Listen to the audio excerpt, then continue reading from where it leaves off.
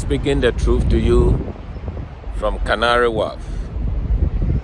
The Lord bless you all. This afternoon, I was talking to you from the book of Matthew chapter 10, verse 11 to 40. And Jesus was telling us that people who do not celebrate us, we should avoid them. People who only tolerate us, people who don't value the giftings of God within us, we should ignore them and link ourselves up with people who tolerate us. Speaking the truth to you from Canary Wharf. It's amazing why Jesus gave such a tremendous words to the disciples, because he knew where he picked them from. Some were tax collectors, the most hated people in the Jewish community. Fishermen. Up to today, fishermen are still not respected.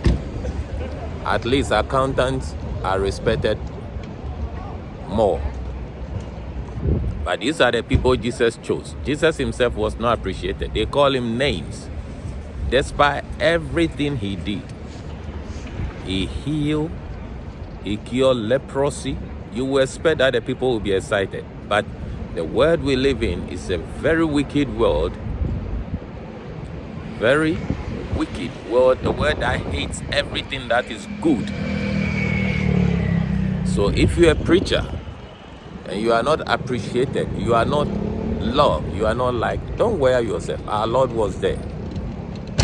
He warned the disciples, as you go, every home you go, greet peace upon those houses. If there is a child of peace over there and they will be, your peace will remain with them. It means those who accept you, there is a blessing upon you. That's why you could pronounce peace upon a house, upon people. So don't waste that anointing and the glory upon you on people who don't deserve you. You know, their rejection, their mind about you won't change the anointing upon you. It won't change. But you don't waste it. You take it to people who needed it. That's what Jesus is telling us. So Jesus said, move on to the next place where they celebrated you. So the Lord himself, when the people refused to celebrate him and appreciate what he brought, he identified himself with prostitutes, with all kinds of people. And even the religious people said, this guy is not a prophet. If he's a prophet, he won't mingle with prostitutes. Prostitutes will not be touching him. This is God. You see? Our ministry is to people who may not be counted worthy. People who will not will not be welcome in the church. So let's get out there and touch lives that otherwise church won't touch them. They won't be in the church. Jesus left the synagogue, street to street, village to village, city to city, touching and propagating the kingdom of God to such people. May we do the same. May you deliberately leave your home and go and find somebody who will appreciate the calling of God and the anointing of God upon you, and be a blessing to them. And leave those who will criticize you, those who wouldn't like to do anything with you. Don't waste anointing. Anointing is too precious to waste. There is always a demand for the anointing of God upon your life. There is always a demand.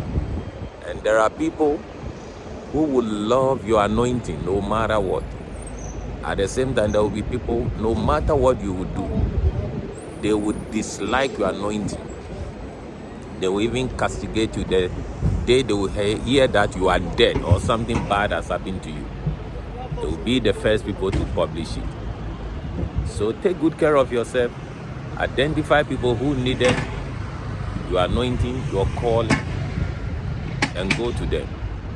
This is why I personally go to the street.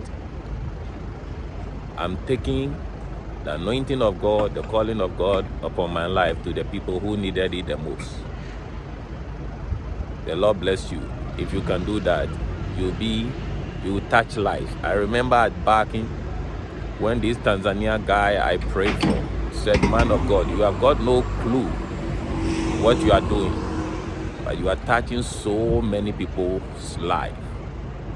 I walked past you and I fed the anointing. I have to throw my cigarette away, bow down on my knees because I couldn't dare to lift my face. My guilt of sin by just passing you. And he gave his life to Jesus. What a joy. This is what God wants us to do. Leave the confines of the church. Your contribution over there might not be so significant like that which you would do outside the church. So go outside the church and be productive over there. Touch lives. Your ministry and your life will be valued out there than in many Christian circles. The Lord bless you all. I love you. And I'm speaking the truth to you from Canary Wharf. The Lord bless you. Amen.